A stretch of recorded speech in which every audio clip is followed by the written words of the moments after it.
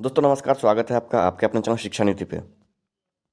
इस वीडियो में हम बात करेंगे Rajiv Gandhi national aviation university के बारे में, जिसमें कि 11 अलग अलग पदों पे टोटल पद 48 के आसपास हैं, लेकिन उसमें से 11 अलग अलग पद हैं, जैसे क्लर्क हुआ, जे हुआ, लाइब्रेरियन हुआ, सभी मिला के टोटल 11 तरह के डिफरेंट पद हैं।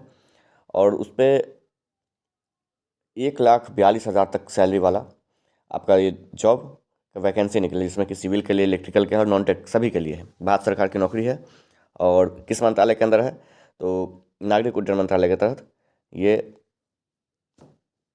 जॉब है।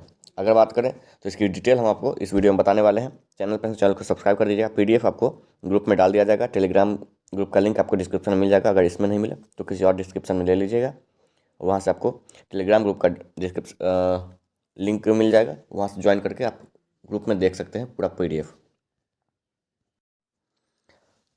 तो दोस्तों, जैसा कि आप देख सकते हैं कि राजीव गांधी राष्ट्रीय विमानन विश्वविद्यालय और नगर विमानन मंत्रालय भारत सरकार के तहत केंद्रीय विश्वविद्यालय के अंदर ये वैकेंसी है। Rajiv Gandhi national aviation university की 2013 में संसद से अधिनियमित एक द्वारा स्थापित है।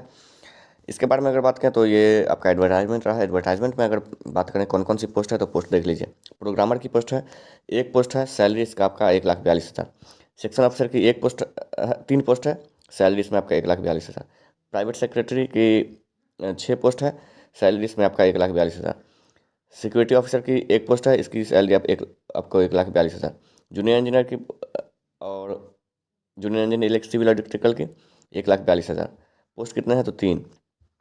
ठीक है, 2 इसमें और 2 इसमें।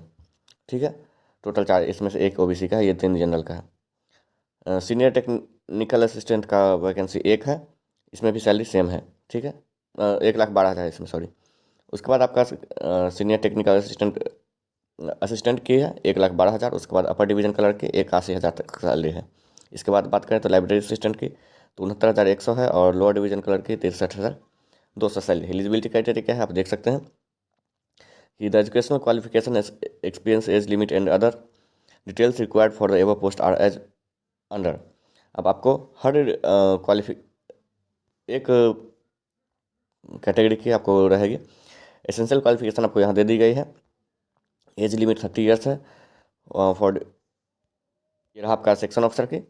इसके बाद जो है वो आप नीचे देख सकते हैं। और प्राइवेट सेक्रेटरी की सभी की अलग अलग है, जिसमें आपकी नॉर्मली जेई की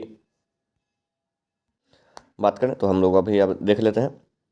जूनियर इंजीनियर सिविल की एसेंशियल क्वालिफिकेशन आपका है bachelor degree in civil engineering from a recognised university है, 3 ईयर्स रेगुलर सर्विस। आपको अगर आप डिप्लोमा से हैं फिर भी आप कर सकते हैं, उसमें कोई दिक्कत नहीं है।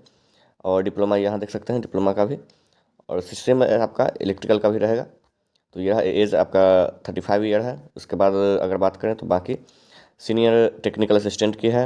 इसके बाद हम नीचे बात करें तो सभी department category wise, course wise आपको मिल जाएंगे।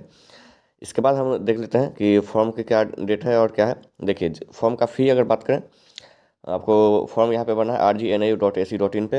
अगर 1,000 आपका फॉर्म रहेगा ओबीसी और ईडब्ल्यूएस के लिए और जनरल के लिए। इसके बाद अगर बात SC ST के लिए तो इसका कोई फीस नहीं है। ठीक है, इसी तरह अगर लास्ट डेट की बात करें तो आप लोग देख सकते हैं कि लास्ट डेट आपका 10 फरवरी रहेगा। 10 फरवरी तक आप फॉर्म फिलअप कर सकते हैं।